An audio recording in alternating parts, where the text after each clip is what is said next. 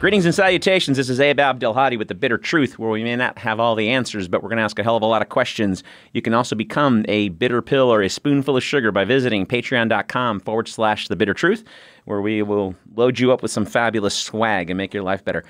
Today, I'm very excited. We have Neal Dikeman, who was a Libertarian senatorial candidate last year, and he's been with the show before, and he's come back on again. Lots has been going on, and I'm really glad to have Neal back on the show. Neal, how are you, man? I'm doing well. Thanks for having me back, Abe. Hey, not a problem. So you've been busy since we talked, and real quick, just kind of a little housekeeping. Are you going to run again? What are you doing this year? I'm not running this year. This year I've been focused on recruiting, and actually we're in the middle of a constitutional lawsuit against the state of Texas. So I've been doing a lot of work to help other candidates, but I'm taking this cycle off. Well, and I want to get into that, and that's exactly why I'm really glad you came on, because this doesn't only affect the Libertarians. This affects anyone trying to participate in a democracy, correct? We've got a couple of threads going on this constitutional fight that definitely go beyond our party. Yes. Yeah, absolutely. So, okay, so let's get into it. So on December 2nd, you guys had won a temporary injunction, right? We did, and the quick backstory there. After the last election, or in this last legislative cycle in the state legislature, on essentially a party line vote, the Republicans passed a law that basically taxed third-party candidates to be on the general election ballot, which has never happened before. And they did it essentially to keep our candidate recruitment numbers down, and that was working. We were expecting to be down 50 to 90% from last year. So we went to court and said, look, you can't do it. It's unconstitutional. Not only, as the judge said in the TI, does it violate our freedom of association, because they're essentially messing around inside our convention process. They also are essentially creating a special law, which you can't do under the Texas Constitution. And the Secretary of State had chosen to put out an advisory that kind of read the law improperly and, in our view, in a very punitive and harmful way. And so we challenged that as being a violation of Texas election code. And our judge agreed with us. So we got a temporary injunction. And on the back of that, recruitment shot up 5x. We had well over 100 candidates run this year, more than last year. So we're really, really excited. Wow. And that also, but this law does not apply to Republicans or Democrats, right? Because there's certain percentages and markers that they put in, right? Correct. They targeted it just at convention parties, which is the Libertarians and, of course, the Green Party. But it was largely targeted at knocking Libertarian candidates off the ballot. Right. Well, because especially in Texas, being a more conservative state, and Libertarians are more conservative than Republicans, frankly. Were they afraid that you guys would get the attention of people who don't know why the Republican Party does not work for them? So we think we pull from across the political spectrum. Okay. The Republicans think that we pull exclusively from them. And regardless of what's true or not there, the Republicans certainly believe that. Mm-hmm. And frankly, they're scared to death of the blue wave. Mm-hmm. Mm-hmm. They're absolutely terrified. Mm-hmm. So what happened was they're looking at all these House races, and keep in mind, we're in an election cycle where whoever wins the Texas legislature has huge power in the redistricting fight, and Texas is supposed to pick up like 3 congressional seats. Right. So if the Republicans lost the state House this time around, it would have a massive negative impact on their electoral base going forward. Right. So that's one. And number two, in races like mine, where we came close to knocking Ted Cruz out, and a few other races like in Harris County, and a few other places where the Republican got basically kicked out because the Libertarian controlled the spread, and it was Libertarian voters who decided the race. They decided, look, we need to do something about this, and what we need to do is reduce the number of Libertarian candidates so that we can kind of blunt that blue wave edge. So that's really the legislative push behind this. They couched it in terms of fairness, but it's kind of unfair when the state pays millions upon millions of dollars to run and fund primaries for the Republican and Democratic parties, doesn't pay us a nickel to run our own convention process, but requires us to have it, and then decides to charge us and only us to be on the general election ballot. Right. That's never happened before and shouldn't happen. Let me ask you something, because Ted Brown was in here a few weeks back, and he's run for Congress as a Libertarian, as you know. And I'm really excited about his campaign. He's actually our candidate recruitment coordinator. He's responsible for a lot of those folks that came in. He's a really, really good guy. I mean, he and I don't agree on everything, but I'll tell you what, I would have no problem voting for that guy. He's a really cool guy, and he's got a lot of good ideas. And but the thing he brought up was, and I didn't read this in I didn't read this in the temporary injunction. I didn't read this on. I was looking online the last couple of weeks trying to get some more info. But he mentioned this the other day, and I don't know if this is still the case, but he said that he had to pay the $3,100 so that he could run or get a petition signed. But the challenge is that the people that sign those petitions aren't allowed to vote in the primary. They can only vote in the general election. Is that in error, or is that correct?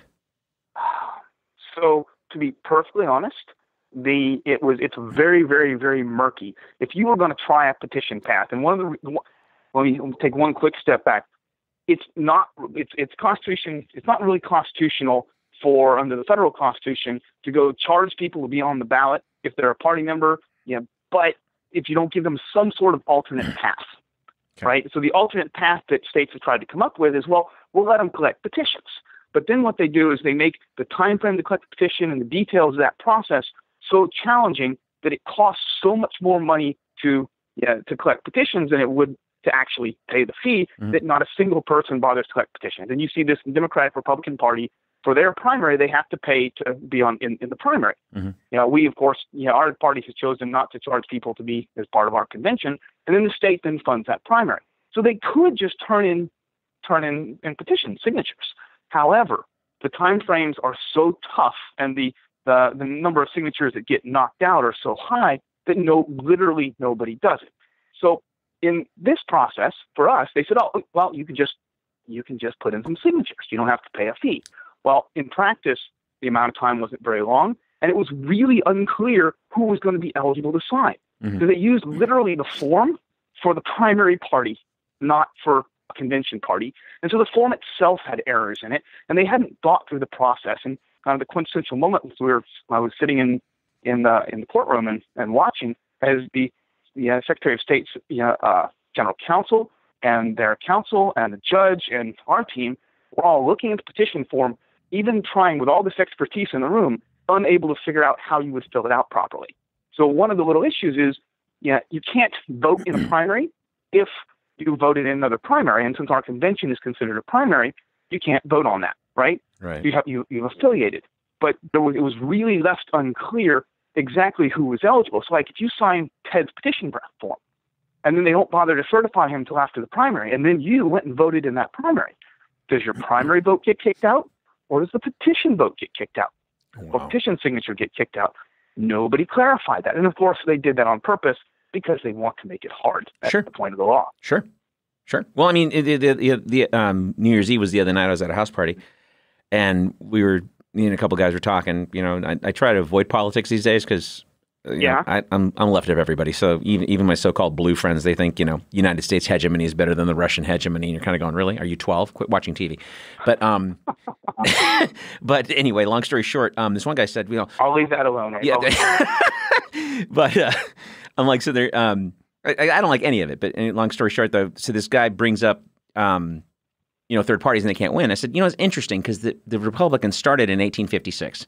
By 1860, they had the White House and the Congress. Without internet, without television, it took 3 days for Missouri to find out Lincoln got shot. That's how backwards it was then in the 19th century.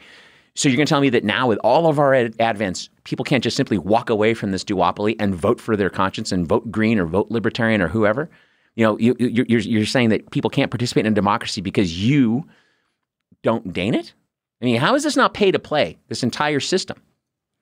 It's become that way. And in reality, what happened is in the 20s and 30s, the legislatures started to try and lock independents and third parties off the ballot. Before then, it was reasonably easy to get on. It happened a lot. But they actually started passing these type of laws 100 years ago, and it was highly effective. So by within a few decades, you saw fewer and fewer third-party candidates out there, and only with the kind of the launch of the Libertarian Party in the 80s did we really see a tremendous shift in that change. But it's true. This was part of my campaign. It's like, look, guys, I'm on your ballot. The Libertarian Party has made sure that we have ballot access and that I'm there for you to choose. If you think I'm the better candidate, vote for me. They can't actually control your vote unless you let them. Right. Right, and that's kind of, I don't know if that, you mentioned the 20s and 30s, like, you think that came because of what Eugene Debs did in the 1890s and through the late teens? I mean, is that kind of, because I haven't studied the kind of the legislative history of that, and it was kind of, it's at state level, so it's across the country, okay. But it was basically that interwar period is when we started to see the true entrenchment of what the Libertarians now refer to as the duopoly. Right. Yeah, and it didn't happen before that. Mm-hmm. So when a Republican or Democrat tells you, well, hey, that's just third parties are ancient history, we don't need them anymore, it's actually the opposite. Right. A while back, they were so effective that the Republicans and Democrats started working to actively exclude third parties from the ballot. Right. Yeah, and have tightened that over the years. Right. And now claim, well, we as a state ought to have fewer people on the ballot. And that was literally the argument the AG's office made against us, is we have a right to winnow the number of candidates on the ballot. Our response was, in 2018, half of the Texas races were unopposed. So where the hell do you get off saying that you need to reduce the number of candidates? Your own laws have made it so restrictive that half the Texas voters don't even have a choice in their races. Right. This is ridiculous. Well, and then that's the thing too, is like, real quick, I got a quick question for you though, because your lawsuit and the temporary injunction, and this is me being ignorant, I apologize. It kept referring to Harris County. Was this where you brought suit? I mean, obviously it applies to the whole state of Texas, not just Harris County, correct? Correct. So we brought suit. The lawsuit was actually brought by 7 plaintiffs in Harris County, all of whom are Libertarian candidates, former candidates, prospective candidates, and/or voters in both our convention and the general election. We did it in Harris County on purpose. That's where our council is. That's where we were. But we actually sued the Secretary of State in her official capacity. So it applies to the Secretary of State statewide. Okay. It also applies specifically to Harris County, which has to do the money collection and the certification process for local candidates here. And then how long was this injunction supposed to be for? And then, frankly, why didn't the Attorney General just throw out the injunction?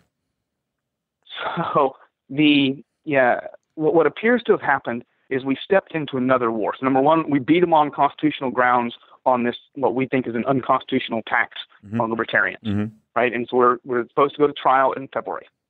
So that was one. Then literally 48 hours later, the Secretary of State started emailing our candidates in counties, attempting to chill our our candidate recruitment in direct violation of the TI. And we found out later why. So they've appealed this thing, and what they claim is because the state has appealed it, it can unilaterally ignore a judge's order. Now, we think this is highly unconstitutional and irregular and has never really happened before. They tried this a few years back and actually lost a court case 9-0 in the Texas Supreme Court. Greg Abbott did when he was the AG, lost the court case, trying to say that they didn't have to follow a judge's order. And then they passed a law directing the Supreme Court to make a rule saying that they could do it anyway, which of course hasn't happened.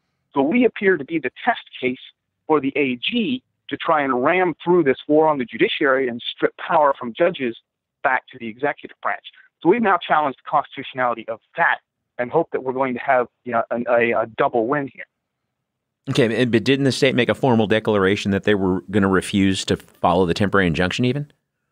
They actually put in writing that they were not only were they going to refuse to, but that the injunction had no force and effect. Wow. Simply because they'd appealed it. And they did this before a judge even ruled or saw their point.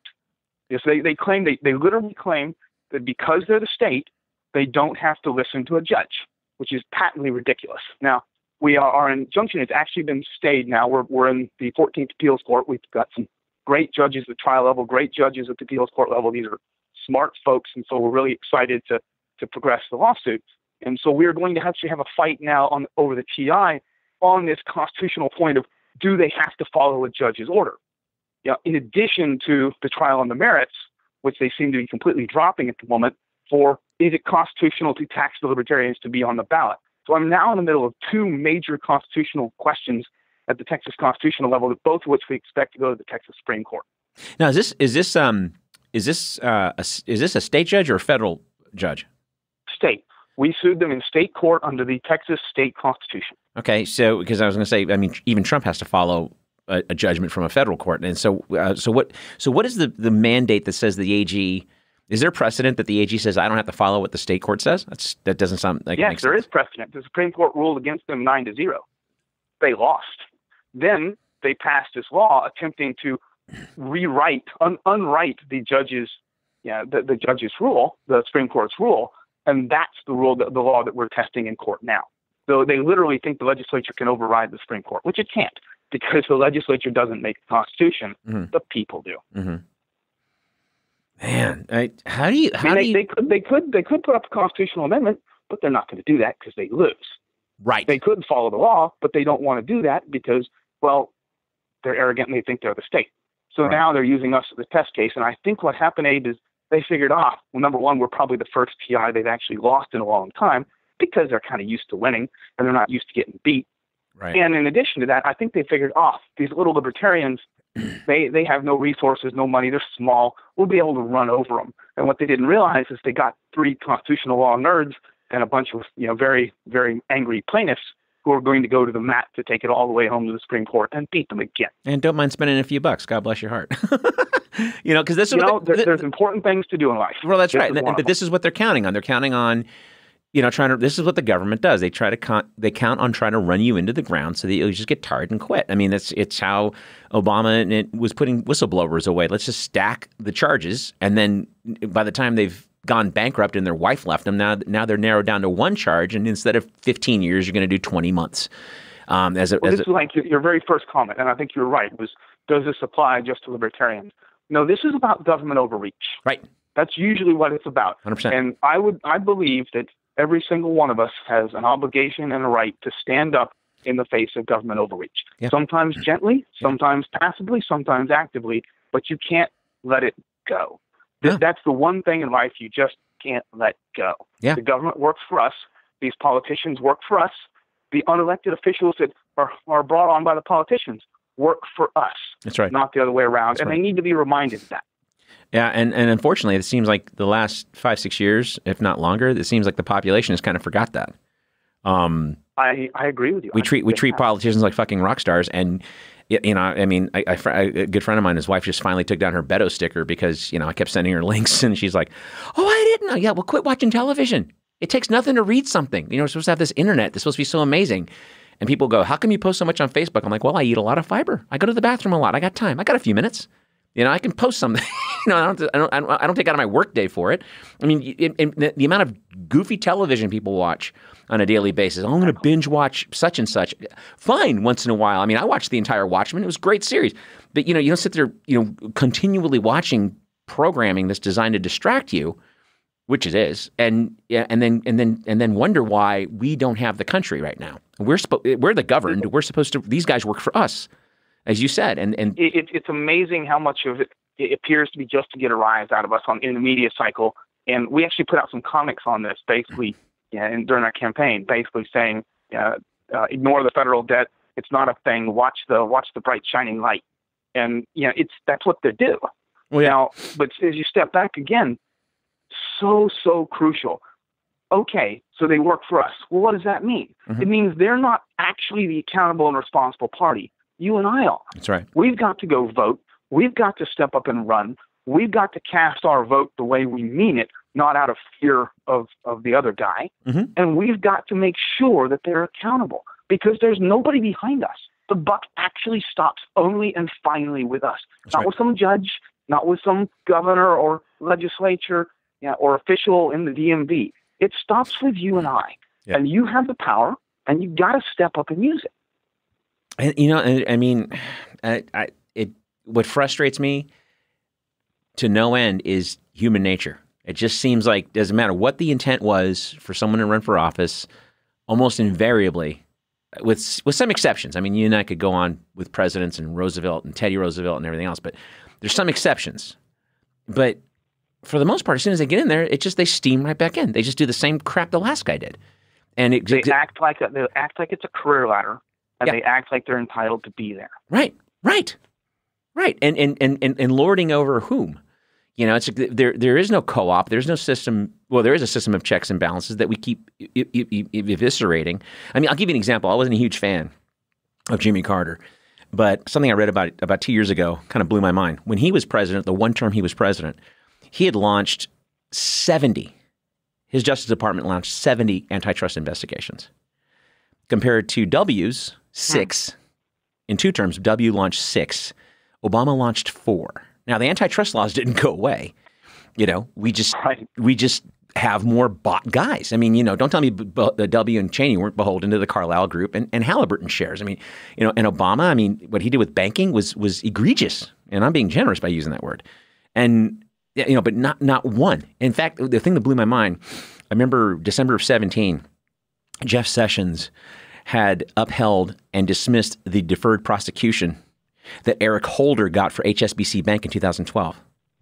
Which is interesting because Jeff Sessions doesn't strike me as an Obama administration fan, but he upheld the same deferred prosecution that Eric Holder got for HSBC for all their money laundering shenanigans. And that was a sort of the watermark of the banking industry. But long story short, 5 years later, a different administration couldn't be more antithetical on paper anyway to what Obama did. And they upheld a deferred prosecution. It's a bot system, man, and we are not running it. Centralization of the centralization of power and this attempt to gut the checks and balances that you were commenting on a minute ago, that appears to be common to both of the major parties when they get into power. Mm-hmm. And maybe it's simply common to any politician once they're in office and any unelected official who works for them who's simply trying to get more strings in each of their hands.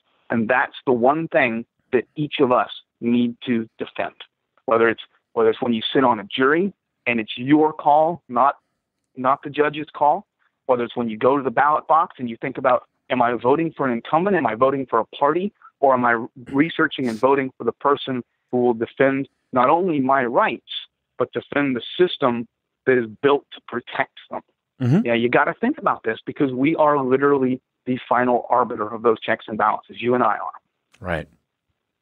No, you're right. Well, and this is the thing is like we seem to be inundated with pseudo events. You know what I mean? I'm like we don't ever. I just started watching cable news again for homework because I hadn't watched it in quite a few years, and I was tired of kind of just watching it on subtitles at this one bar by my house. I'm like, okay, well, I should at least listen to what these idiots are saying, and it still frustrates me no end because it's just pseudo events. We don't talk about the effect tariffs are having on farmers, for example. We don't talk about the steel tariffs. We don't talk about it's just Russia, Russia, Russia. Even the impeachment was an absolute fracas. Like they couldn't impeach him on like real stuff like the emoluments clause because they're afraid that Americans won't pay attention. They'll just glaze over. I don't think anyone's going to pay attention to a goddamn phone call that if the attorney general made that call, we wouldn't be having this discussion. So it just seems like people keep getting populated with pseudo events. And they just get irritated in the moment or they get mad in the moment. And then if you bring up a piece of history, and I don't know if you've noticed this, has this been happening to you? And I'm not asking this rhetorically. A statement that I've been hearing a lot, which is disturbing me, is people go, well, that's history. You can't blame Obama now. It's Trump's presidency. I'm going.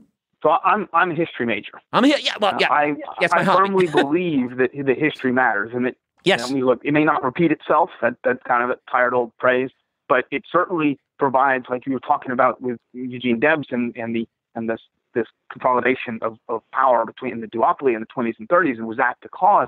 You're absolutely right. They're always seed kernel. Things happen because individuals took an action, right? So why did they take the action? What was their context? What pressures were they dealing with?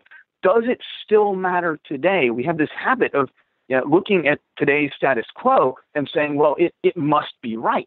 Well, right. The status quo has changed so many times. And you see this around in fights over the Second Amendment. You see this in fights over taxation, over tariffs. There's a lot of changes. Yeah, and we see this hugely in fights over civil rights, right? And you got to be able to put these things in their context, not only way back in time when they happened, but to understand, has the context changed? Is it still relevant? Does it matter to me? Why did we do this? Mm-hmm. And if you don't have that context, it's really hard to make good decisions. Well, a lot of folks just don't spend the time to get the context. I didn't go to a fancy school, but I went to college. And I remember I took quite a few poli-sci in history classes. Not once did I hear anybody say, well, that's history. It doesn't matter. You know what I mean? It's just, if it is history, it's the prologue. Human nature is history. As long as we have human nature and human beings, subject to their own folly or sins of the flesh, as it were, then you're going to have a need to know what happened, what brought us here. Why is Central and South America not like us? I don't know. Maybe Chile in 1973, maybe Guatemala in 54. I mean, there's a bunch of things that we've done. 150 years of intervention. Yeah, absolutely. Exactly. So, Teddy Roosevelt in the early part of the 20th century. Yeah. So you're right. These things have histories to them. And the government overreach is no different. Like, what's the context of this TI where the AG's office says, well, I don't have to follow it? Well, because they've been trying for a decade in this war on the judiciary to gut judicial oversight of the executive branch. You can actually go watch the legislative history of them trying to slide this thing through after they lost. So everyone involved needs to understand that. And that's part of why it's so important for people like me to be willing to stand up, and my plaintiffs and our counsels here that are spending a tremendous amount of personal time and effort and money to make this happen. Mm-hmm. You got to stand up. You cannot let these things lie just because they happen to be the status quo right now, because this wasn't the status quo for 100 years. It's not right. It should not have happened. It just hadn't been challenged. Right. Well, as you said just a second ago, you have history doesn't repeat. I love the Mark Twain quote that history doesn't always repeat itself, but it sure does rhyme a lot. And exactly. And this is the same crap we keep seeing when power goes unchecked, and what you guys are doing. I mean, it was a couple weeks back I interviewed Christina Tobin. She runs Free and Equal Elections, and on the same day that you guys got this temporary injunction, she won a landmark case against UCLA because she was running a concert for Free and Equal Elections, and people were coming. I mean, Chuck D and Larry King. I mean, it was a Poly Pavilion. And they had put down their deposit and everything. And a day and a half before the event, without explanation, they got a notice, an email saying that the event had been canceled and they should expect a refund of their deposit within 30 days. And, within a couple of days, they had a scramble. They found another venue. It was a big mess. So she brought lawsuit against UCLA 5 years ago. It finally closed out. And they wanted her to settle. They wanted her to settle for at least 5 to 6 times more the money than she ended up. She got like $1 million. They were trying to give her $7-8 million to just settle. But they don't want to see it tested. They don't want to see it tested. And then also too, they wanted her to sign an NDA. And she's like, you know what? I'm going to take you guys to court, and I'm going to win, and I'm going to get whatever I'm asking for, and I'm going to be able to say whatever I want, wherever I want. I'm not signing an NDA. That's not what this is about. And she won. And she was on my show talking about the case in detail, and it was egregious. I think that's terrific, and you're absolutely right. A lot of things get settled out in court and never get finally tested because it's in the best interest of that plaintiff to back off. Right. But that's not what changes the world. In fact, and you'll appreciate this, given you spent so much time on that court case. I actually had 3 different campaign events, pulled at colleges by the administration after they were agreed. Wow. 3 different colleges. And, we didn't challenge any of them in court because, quite frankly, it wasn't worth doing. Right. But it's the same thing. And I had administrators tell me incorrectly multiple times, well, it's not really legal for us to hold that event. Well, of course it is. They literally just don't understand the law, and they just didn't want a libertarian there, and they didn't want to. They're looking for any out. Sure. But they honestly, it wasn't like this was an isolated event. It happened more than once, and possibly the only reason it first happened to me was because we ran a concerted effort to go meet with college students. It wasn't a particularly powerful effort from a vote-getting perspective, but I felt it needed to be done. Right. And we had a college tour of 20 different colleges around Texas where we'd go speak regardless of how many people showed up, whether it was hundreds or a dozen, because it needed to be done. And then to have some of these administrators just pull the plug. In fact, one of them that got pulled was going to be one of the largest events we had. It was slated to be several hundred people showing up. They had been put on by the college.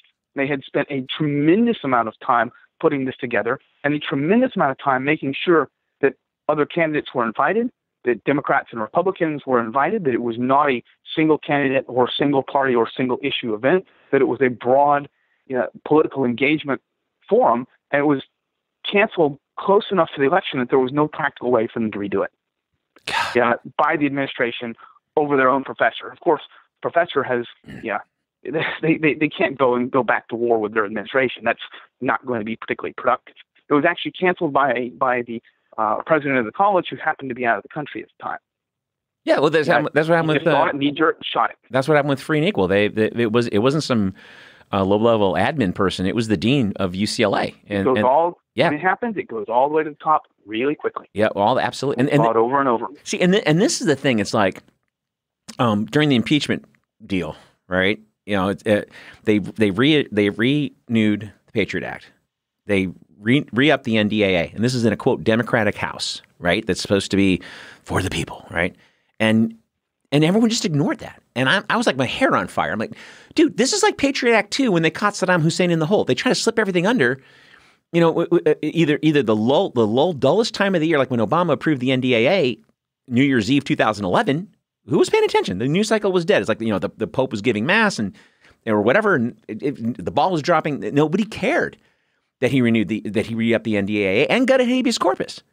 And you say that to people, they look at you cross-eyed. And I'm not a smart guy. This isn't like, I'm not like you. I didn't major in history. I majored in marketing.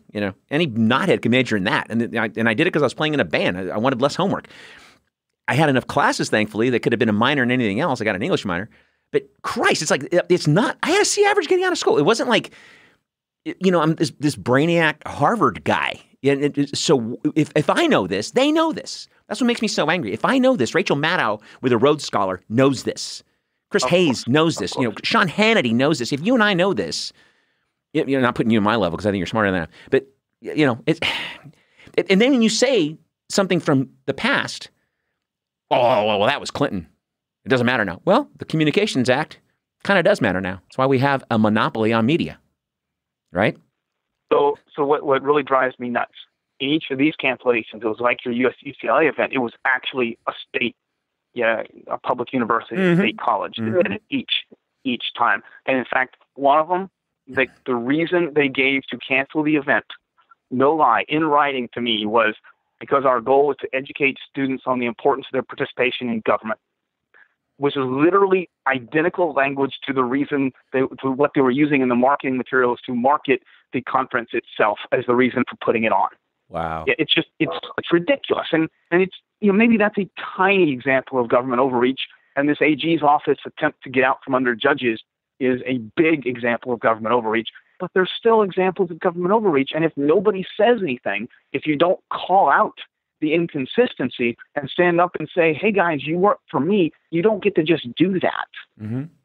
Well, it's nothing changes. It's like the other day. I mean, the guy I was telling you about with the hegemony crack, he was, are you for Russia? I'm like, for Russia? No, I'm just not about us taking orders from the Israelis and the Saudis. Are you missing that meeting? Because if we're going to compare notes, we win. Russia's not in 149 countries right now. Russia doesn't have, Russia's not responsible for, our economy.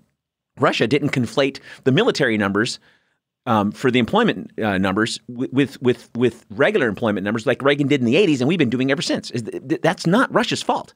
If you want to do McCarthyism again and blame Russia for everything, they got the GDP of South Korea. I don't know that they are this omnipotent power, and yet they're the number 2 nuclear power in the world. So it's like maybe we should make peace with our enemies and deals with our friends. That's history.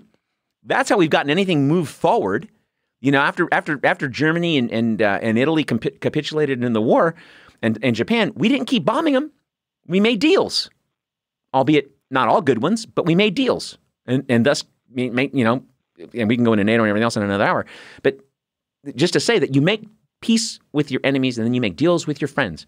That's it. You don't keep antagonizing. We had a position that we were putting out during the campaign that and remember, I'm a history major and I actually studied the military history was kind of my topic. I was a history buff growing up. And one of the things that we thought was interesting is our strategy today, our military strategy, is essentially a Cold War domino theory variant from the 50s and 60s. That's right. It's changed, but every time there's a new threat or a new issue or no strategic thrust, we just add to that. We never do. We never rationalize the ones we've done. Right. And so it just literally becomes this amalgamation of strategy upon strategy upon strategy. Right. But if you look at where we have bases and why we have them and what we're defending and how we're defending it, it's based on Cold War principles. Right. And like, you know what? Maybe some of those are still valid, not disagreeing. Mm-hmm. But that's not actually how you run a strategy in 2020. And so we were calling basically on the government not to just willy-nilly leave everything, get out, but to actually put forward a strategy that made sense for today and then right-size the military and our engagements for that strategy. Absolutely. Because if you remember, this domino theory had this tripwire concept in it, where if you go put American troops in harm's way all around the world, and the communist bloc attacks them, it'll start a war with the U.S., which would trigger mutually assured destruction, and so they won't do that. So if you go stick troops on the perimeter, all of a sudden you can forestall war. Whether you think that was a smart idea or a bad idea, it was part of the core strategy. Right. Today, what that does is it basically puts our fingers in a lot of pies that we don't need to be in, Right. and puts us out there where we're a lot easier to hit. Right. It makes literally no sense. And it's not because the generals in charge and our guys are dumb. They're not. They're really smart. They know what they're doing, but they're working on a 50-year-old strategic plan that needs updating. And when we laid it out, I actually made a list of every country where we had military operations or bases. And the only reason I could figure out that we had that many was we were literally trying to make sure that every senator had their own personal country that they could oversee the military bases in. There's no other reason to have bases in that many countries. And those ridiculous. And those senators, Bernie Sanders, for example, benefit greatly from the military-industrial complex, which was called the Congressional Military-Industrial Complex until Eisenhower's speechwriter took that out.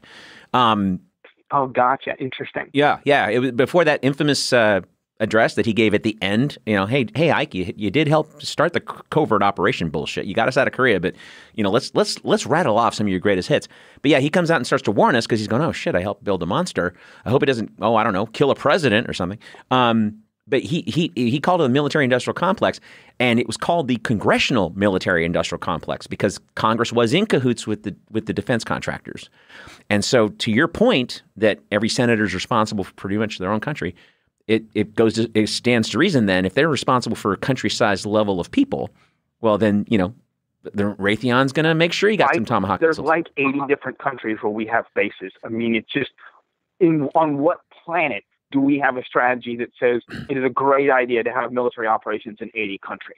Right. There's just literally no way that is the right outcome of an actual strategic plan. In reality, we do strategic plans. Yeah. We just don't subtract anything from the old ones until we run out of money. So as long as they can get more money, they just add mission creep. Well, so then we end up with this battle to control them by the money, which of course is the wrong way because it's defense. If you need to spend money, you need to spend money. But the only way to reduce the budget is actually to de-scope something. Right. Well, we don't. We it's like Orwell. You know, we started on Iraq and Afghanistan 16, 18 years ago on the pretext that, this is about 9/11, and they linked Saddam Hussein, paying some suicide bombers in Palestine, their families like $25,000. They link that to justifying an entire invasion rather than just having the CIA take him out like we used to do back in the 50s, right?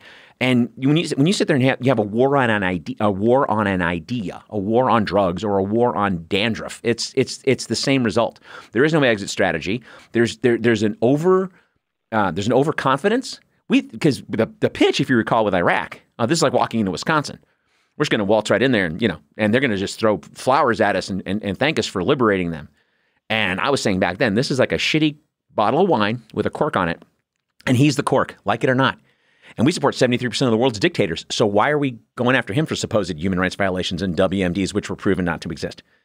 Well, one would argue that energy security is actually a mission worth doing for the United States. I could get that, right? There's other ways to get it, though. Back and forth. But you could argue that that's a legitimate interest, and a strategy built around that isn't completely crackers.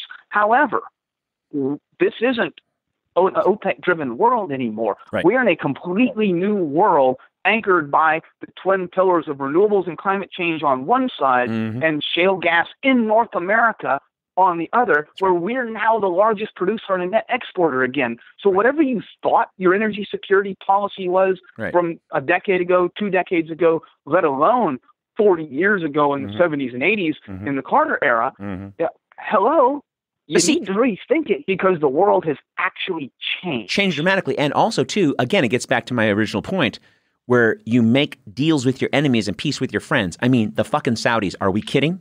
We're going to go after Iraq, and the Saudis are who? Are what? You're kidding me. This is a country that nationalized all of our oil companies' assets 40 years ago to aggregate their power. And we didn't invade Saudi Arabia. And oppresses their own people. Yes. Right. And chops off 37 heads on a Tuesday. Let's not forget their penchant for decapitation. So this is where I take umbrage when people, like today with the Iraq embassy, I'm like, well, why the fuck are we there? Well, they're attacking our embassy. Yeah, our embassy that we... Well, constitutionally, we're not supposed to be in anything. Principle. Why are we there? Why are we there? Is literally a Cold War function from decades upon decades ago. That is a 40s, 50s, and 60s set of strategic decisions. And I'm not going back to the 40s, 50s, and 60s and claiming that the guys who are making those decisions and put that strategy in place were wrong. That's a debate for another day. But even if they were right, that was decades ago. When your enemy had today, the world has changed. Yeah. So you need to rewrite. So I ran a software company a few years back. Right. And one of the principles in software engineering is this thing called refactoring. And what it basically means is your software engineers go, you got your plan and you got your product and you go build it and you release it and you put product code out and you check it in and you put it out there and the product goes up. Great. Every once in a while, you stop. You don't build any more code. You just go through your own code and you take things out. You cut it back. You make it cleaner, more elegant, better. You basically do the QC. You build that into the time so that you have time to go refactor. Well, our military-industrial complex, our strategy, frankly, our law set, the amount of laws that we have on the books, this government overreach concept, we never do the refactoring. We never go back and say, let's go see what needs to get taken out. It's like the idea of the Sunset Commission ought to be applied permanently to every aspect of government. Wow. No. We'll just call it the Refactoring Commission and put a couple of software engineers in charge and tell them, go get rid of things.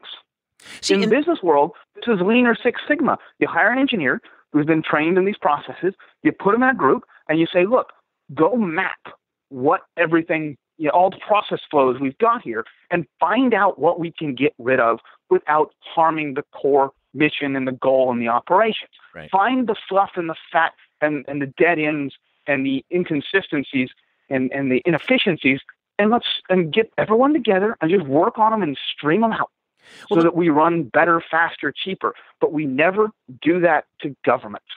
Well, see, and isn't it sort of, in your situation, in this case specifically, isn't it sort of an issue of the chickens coming home to roost? I mean, this is the kind of crap we pull overseas all the time. And now, for at least the last 35, 40 years, I see it get pulled on Americans like you.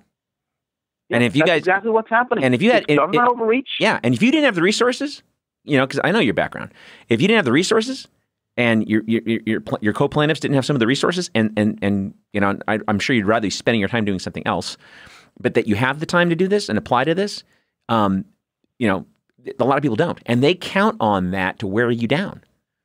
They do, and in our case, we've got the lead counsel here is the chair of the Harris County Party. She ran for governor twice, and she's an accomplished litigator, and she is putting in her own time and money to make this happen. Right. This isn't like we went and raised a bunch of money to go fight the state. No, this is individuals just like you and I who put up their time and put up their resources and efforts to go stand up. Are we outgunned? Possibly. Do they have more resources? They're getting a full paycheck while they go and fight us. Right. And so does that mean we should just step back? Right. No, because we are the refactoring engine here. Right. Yeah. We are the ones saying, nope, that law makes no sense. We're going to say no. We're going to stand up. We're going to go through the process. And what drives me nuts is if my judge rules against me as the plaintiff here, mm-hmm. I follow her rules. I follow the order. Right. You pay the $3,100. Planet? Yeah. Right. Yeah. On what planet should the state, who is bigger and richer than me, not have to follow the judge's order if I do? That's right. And it's like that's ridiculous. It's like 12, absolutely ridiculous. It's like 12-year-olds. This is what makes me so angry about it. Just seems like, and this has been, okay, I'm 56 years old. This has been like my whole life. I've probably only been noticing it in earnest since my late 30s, because I used to give people a lot of credit when I was a kid. Right? They say, no, we're going to evolve. We're going to grow. With all this information. No, we're not. It's like that Chris Rock joke. You got the 10% at the top of the class, the 10% at the bottom, and there's 80% in the middle. And the middle likes to get their info and make them feel safe. It's silo journalism. You watch Fox to be pissed off at the Democrats. You watch MSDNC to be pissed off at the Republicans. You know, Sean Hannity says one thing, Rachel Maddow says something else. And so it's all CIA tested and mother approved, kids. You know, there's not a goddamn piece of original information coming out of these people. And God forbid you look at something. I had the other day someone go, well, you watch YouTube. Yeah, for about 10 years now. Yeah. And I get a lot of great stuff off YouTube. I get actual peer-reviewed journalism, you know, where people actually have real facts and not just speculation. You know, like Alex Jones. I mean, about a year ago, I saw Rachel Maddow talking about, what if Russia went into South Dakota and just shut off the electrical grid in the dead of winter? How many people would die? I'm like, dude, do you have an email? Do you have a recorded call? Do you have something to back that up? No, it's just speculation. And then it just becomes fact. And all of a sudden now everyone's afraid of Russia. It's insanity. It's insanity. Dave, I don't know if you know this about me, but I was actually a pretty big blogger back in the day, when blogs were young. Okay. And I was blogging on clean tech and alternative energy, which is the field that I worked in for about a decade. Okay. I was named a top 50 business blogger by the London Times in 2007. So I did a lot of this. And what I had when we ran our blog, I had a number of folks that were like me. They were in the industry. They were fairly senior. They'd been doing it for a long time, and they were introspective. They thought. And we'd each write columns, basically a once-a-day column from, or once-a-week column from each of us, and so we kind of fill up every day of the week. And what I found was, these guys aren't journalists. They don't do it right. But they know the subject, and they're writing from the heart, and they're writing things that make sense. And what I would tell them is real simple. If it's important to you, it will be important to a broad swath of readers and listeners. Right. So just put it down. And when I realized, when I was watching how this all came together, you realize that once new media arrived, and new media being the term of art 15, 20 years ago for it, once blogs arrived and the 15 iterations since then, you can no longer go to a single source to get your news. So the cost of content creation has gone through the floor. Right. The value of editorial has gone through the roof. And each given publication actually has its own bias, and that's okay. As long as you, basically, your example of Fox, if you go watch Fox and CNN right next to each other, one right after the other, you can trust what they say. You just have to understand they have a bias too, just like you. Right. So if you actually want the full answer, you've got to go to multiple publications now, right, not just to a single publication. Right. And that's okay. The onus is on you as the consumer to actually be the editor. Right. Well, it's like back in the day when Dick Cheney famously leaked the WMD aluminum pipe thing to Judith Miller, and she just breathlessly reported it in the New York Times without a single piece of pushback. And then Dick Cheney now is, out front commenting on this, the leak that he did himself. And nobody asked any questions. Oh, see, well, they have WMDs. Where you got guys like Scott Ritter and other, inspectors are going, no, they don't. They don't. I mean, he's keeping everyone in check in his country because they think he does because he's used some mustard gas before. But trust me, he doesn't. And we went in and completely dismantled a country and killed over, 500,000 people, 1 million people? And how many of our kids got killed? And we've been there. People are voting now. Young people have come into the voting system now that were not born when we started these wars. Absolutely. And this is stunningly ridiculous. They're joining the military, and they were not born when we started these wars. Right. The wars used to be short and fast for a reason. War is not something that we should aspire to. Right. Even the revolution only lasted 40% as long as these wars. Oh, 100%. We were in World War II for not even 4.5 years. I mean, so it's 36. Yeah. 40 months. Yeah, it's something like that. Yeah. World War I, basically 30 months. Yeah. And but the war on terror is 20 years. So again, one of the things we used to say on the campaign trail, and hopefully the candidates this year will pick it up as well, is look, after a decade and a half of fighting, obviously either your strategy is wrong or your people are incompetent. Well, so change one of them. Well, and if you change your people 3 times and it's still not working, probably the core rationale, the strategy isn't working or isn't right. Maybe you ought to rethink. I'm not even presupposing. This is not taking one side or the other and saying, hey, yeah, I'm on side A or side B. If it's taking this long and it's not working, and you're still fighting the same battle the same way that you were in 2002, right, or 2003, maybe, just maybe, you need to rethink the core original assumption. Author of the cynical. In business, you got to do that. Yeah, well, why are we not in government? Why are we not in warfare? Well, I'll tell you, and you make a lot of sense, and this is my cynical view. When the Afghan papers came out, I've been reading up on that, and people keep why is there no outrage? The Pentagon Papers were so well. The Pentagon Papers. At that time, we were still innocent. We never thought our government would lie to us about our war, right? And much less cover it up, and much less have all these doubts. And when Ellsberg put out those papers, it was a shock. We've always known this was a waste of time and money. We've always known. It's like, hey, we're going to get bin Laden. Well, we got him. Well, we're going to get Hussein. We got him. Why are we still there? And they're getting exactly. They've done everything you just said, and they're getting exactly what they wanted. The Taliban had obliterated opium production by the end of 2001 when we got into Iraq. Opium production, or Afghanistan. Opium production is now up 90% from 2001. And who benefits? Well, we started this conversation about basically our lawsuit fighting government overreach. Right. And we're kind of ending it on a broad discussion on the military warfare, military-industrial complex. And government overreach. To me is also just a government overreach. Yeah. And in both cases, it's this refactoring.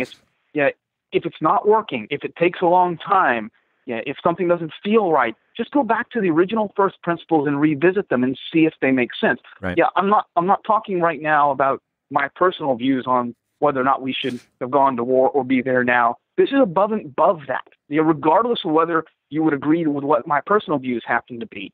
Yeah, you should actually look at 2 decades of fighting and say this makes no sense. You should look at the massive code base we have for our government code, for our municipal codes, for our state codes, for our federal register. You should look at it and say, that's too many lines of code. This makes no sense. You should go and look at the number of laws we have today versus 1920 and the things we have laws for and say, are we sure we still ought to have all of that? Did it make sense then? Does it make sense now? Right. But we never subtract. We only add. That's probably the real reason that I'm a libertarian.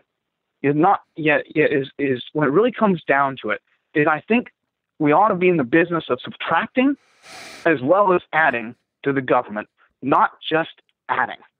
And you and I can fight all day long about the proper role of government and how much role it ought to have in society. Sure. But I think we ought to both be able to agree that from any side, we shouldn't have a government system that only adds and never subtracts, because that presupposes that every addition was done right. Right. Well, and then also, and every addition bought and paid for by corporations. I mean, this isn't a conservative principle. A conservative principle would essentially say, well, the way we did it before, do it now. We keep adding. That's like the anti-conservative principle. Right. And it's not a progressive principle, because any decent progressive principle would sit back and look at the impacts of what you did, right, and evaluate, was it done well? This isn't just a libertarian principle, which might simply say we need less, and each of us should have all of the own rights accrued to us. It's a general principle for how you manage an organization that works for you. Right. It's this zero-based budgeting concept. Well, you know what? Don't just take last year's budget and add to it or change it. Right. Go to every line item and say, do we need that at all? If so, how much and what for? Or every single year. Yeah, or penalize a department for spending wisely, and then just saying, oh, well, you only spent 10 grand when your budget was 15, so this year we'll just give you 10. Okay, well, that allows for no emergencies. That allows for no... I do that at my church. We have a nonprofit. We run a budget. Each team brings their money in, and I got to be honest, the administration team is always the one that's on the blowing budgets, because that's the one that's kind of hard to manage. It's got personnel and property, which are hard to predict and hard to remove. The missions team, congregational care, fellowship, these teams are always under budgets. So the normal nonprofit or government or business budget process would be to say, oh, well, you obviously didn't need that. Let's take it away. Right. No, pretty soon all of your budget for your core, your missions, your people is gone. Right. Instead, what I do is I tell them, I'm going to give you more. Why? Because you ought to be spending more. We ought to be spending more on that area. And then you go to the team that is spending too much and you say, look, we can't be spending money over here if we want to be able to spend more on missions. And when you get everybody in a room and they make the right decisions together, our government never goes through that process of saying, hang on, why are we just adding 2% to the defense bill? Yeah. Why? Because we had $700 billion last year, so we ought to have $714 billion this year. Right. No. Right. This isn't a cost of living deal. Yeah. This is where should we spend our scarce resources, and what do we want these folks doing for us? Right. And we spend more. I've told people I can solve the deficit overnight. You just don't like the answer. Right. Well, I mean, in fact, had we just not increased government spending for the last 10 years, not cut it, just not increased it, we would have no deficit today. Right. But every year, every administration, every Congress, they just let it go up. And they never refactor. And to your point a second ago, you said both progressives and conservatives would agree on this. I'm not talking about Republicans and Democrats. I'm talking about real conservatives who, the root word is conserve, and progressives who the root word is progress. When Obama took the Bush tax cuts and extended them and then made them permanent, that seemed to go by without a beep. And then Trump gave his big $1 trillion tax cut a couple years back and then goes back to the middle class to tax them. And everyone's like raising a stink. I go, well, Obama did the same goddamn thing. How come it's okay when your guy does it, but not when that guy does it? Tax cuts without spending management are just future taxes. That's right. 100% agree. And that's what drives me. And we can have a debate about whether we want to be spending that money on what. But I would rather have the debate now and not kick it down to my little girl's children. Which is what's happening. Which is what's happening. You got to be accountable. I teach my 4-year-old and your 6-year-old that they need to be accountable and responsible. And I think my government officials ought to be smart enough to learn the same lessons that my 6-year-old can learn. Well, see, and you make an interesting point, because I remember last year when we talked to you when you were running, you made a really great point. We're not even paying the taxes reflected in the wars we've been in for 20 years. That's a credit card that the bill is still getting kicked. We haven't even paid that bill. So when people go, well, my tax dollar, okay, your tax dollar is not even reflective in what we've been spending the last 20 years. Same with Medicare. We talk about Medicare for all. It's a huge campaign issue on the Democratic debate trail this year.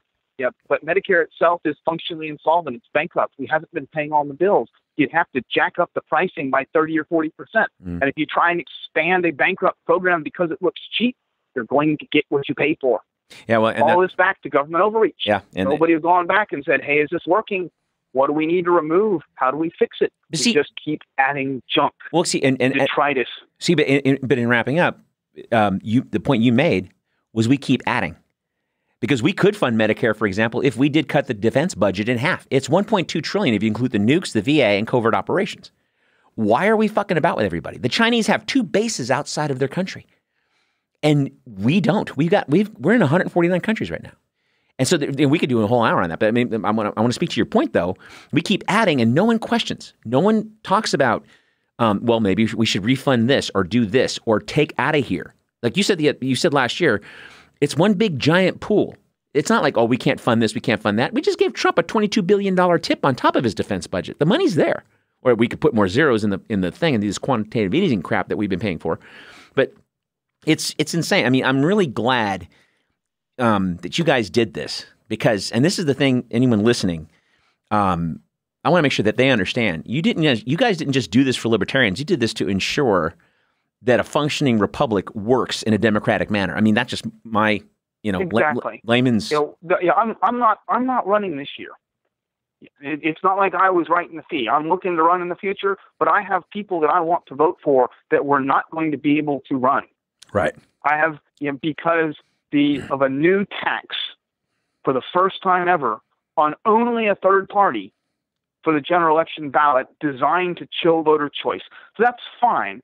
That's an example of overreach in the law. We challenged the constitutionality of it, and we won round one. Right. Then what they did is they said two things. Number one, they tried to actively reduce candidate numbers for the Libertarian Party by a concerted marketing plan, a targeted and segmented marketing plan at our candidates and prospective candidates and at our county chairs. Then, which is unconscionable that a state official would do that. Then they decided we don't have to ignore a judge's order. Every time we pull back the onion, there's another constitutional challenge that needs to happen, and we're just going to keep fighting it because somebody has to stand up. It's like the end of Animal Farm, man. Every time they go back to the barn door, somebody changes the stuff on the barn door, right? And then before you know it, and I'm conflating books, but in 1984, we're at war with Eurasia. Oh no, we're not at war with Eurasia. We're at war with whatever. It's like, and people just kind of go along, and these pseudo events and these dopey. Like, I don't really care if the president teabagged a stripper. I mean, I get it. He's not a good character, but I don't care. I mean, if he lies about it under oath, you go after him. That's what we did with Clinton. Everyone keeps talking about a blowjob. It was about perjury. These are pseudo events. They're not real events. Everything you're talking about, everything that you've been talking about since we started, is real stuff.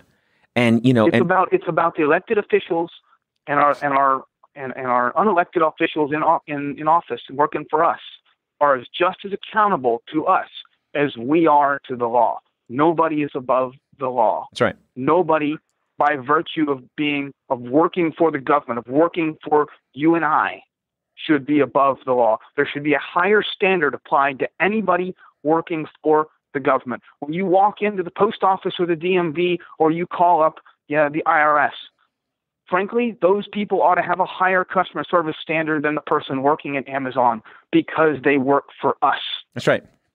Yeah, our AG ought to sit, and before they make a single thought, a prosecutor, a judge, before they make a single thought, they ought to apply an extra standard, a higher one, because they're in office and have a public trust and work for us. Not a lower standard. Not saying, well, what could we do? What can we get away with? What's possible here? They should look and say, first, do I have the right? And second, even if I have the right, what's the optics of this? How's it going to look? Mm-hmm. How's it going to feel? Does this feel fair? Would the little guy over there be afforded the same thing I'm asking for? And if the answer is no, the little guy would not, then don't do it. You're right. You're right. Well, listen, Neal, on that note, I'm going to have to start wrapping up. I really appreciate your time, man. I thank you so much for coming on and really shedding a lot of light on this. I love coming on. It's a great show. It's a lot of fun to do. Oh, thank you, brother. I appreciate that. And folks, listen, my guest has been Neal Dikeman, and Libertarian Party bigwig here in Texas, but he's also putting his money where his mouth is, and he's not just I admonish you to not just put the party in front of his name, because what he's doing is not a libertarian thing. It's not a Green Party thing. It's an American thing, and it's why we can still have some semblance of a republic and a democracy. If this stuff makes you uncomfortable, it's supposed to. Sleep tight. Please visit patreon.com/thebittertruth, and we'll see y'all later. Thanks.